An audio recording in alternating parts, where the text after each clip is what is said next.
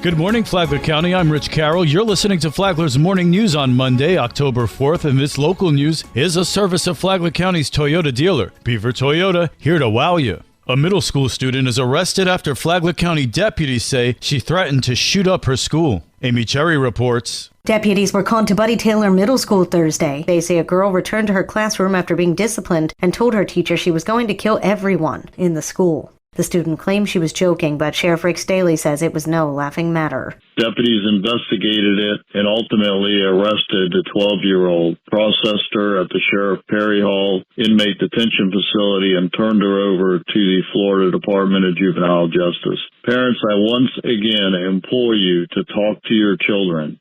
We do not want to make these arrests, but Florida law gives law enforcement no leeway. If your child makes a threat to shoot up a school, they are going to be arrested. Talk to your kids about how to handle themselves when they are angry. Be the sheriff in your home. The student faces a charge of written threats to kill. From the WNZF Newsroom, I'm Amy Cherry.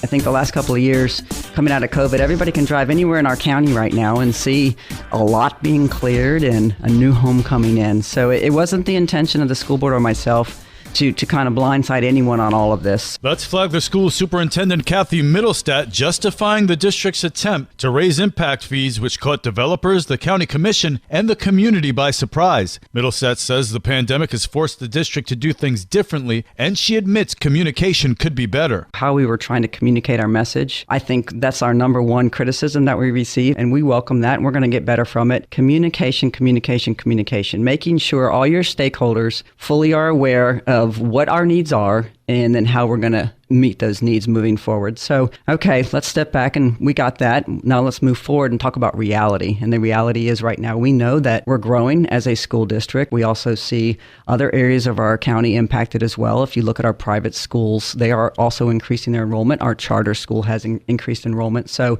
it's not just the public school district, and we are very proud about what we do, but there are our students coming into our community. They're receiving their educational services. And so we got to be mindful and prepare for that moving forward in the future. An attorney for developers and some Flagler County commissioners question the district's purported growth. Hear the full interview with Middlestat on the Free for All Friday podcast, available on the Flagler Radio app. The COVID-19 picture continues to improve in Flagler County. John Arking has details. Flagler County Health Officer Bob Snyder, speaking on Friday, said they had their fifth week in a row of declining COVID stats, but still cautioned people to take the appropriate precautions. Total cases this week was 141, which was quite a decrease from last week. Hospitalizations, 22 yesterday, but it's coming down from those high 90s that we experienced just a few weeks ago. Cases for students and teachers have decreased weekly as well. That continues. And total staff in the school system to date with COVID is 120, and total students since we began school is 1,086. But again, those numbers are coming down on a weekly basis. A really good number here is 71,737 people in our community have been vaccinated, which is 70% of the eligible population. Dr. Bickle and I and our colleagues and so many others, please encourage folks to get vaccinated. This is not over yet, the Delta, but it certainly is trending in the right direction. Flagler Medical Director Dr. Stephen Bickle, meanwhile, noted that despite a small but vocal group of hardcore anti-vaxxers, the public at large has generally stepped up and put aside their reservations about getting vaccinated. Lots of people have been on the fence for a variety of reasons. And part of it is younger people not sure they're that much at risk. So the Delta got a lot of attention from these people. However, Dr. Bickle warned that trend may have run its course, and those numbers have begun to drop off again. From the WNZF Newsroom, I'm John Arkin.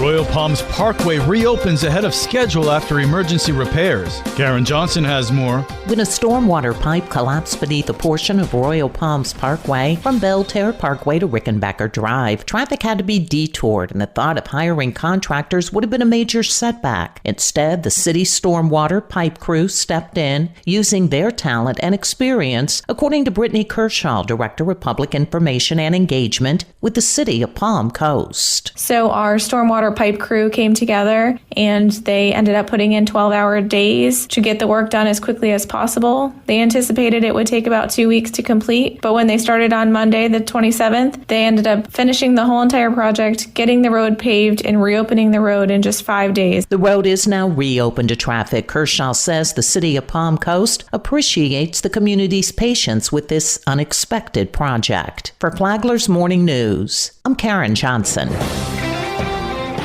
If you thought inmates at the Flagler County Jail spend their time just sitting in a cell, you'd be wrong. Lou Maselli is a commander of the Sheriff Perry Hall Inmate Detention Facility. He said on a new program here on WNZF called Common Ground that an inmate is now out of the facility and possibly has a job because of the vinyl graphics application program in which inmates can participate. Set up design, they're out of Orlando. They heard about our program and they actually offered Sean a job. Maselli said that inmate Sean had well more than the 120 hours of education and experience that the program required for inmates to be hired after they complete their sentences. Common Ground is on every Sunday morning at 10 on WNZF, the podcast, available on the Flagler radio app. Tomorrow, Maselli talks about how the vinyl application program works. From the WNZF Newsroom, I'm Deb Albertson. And now you're up to date on Flagler's Morning News. I'm Rich Carroll.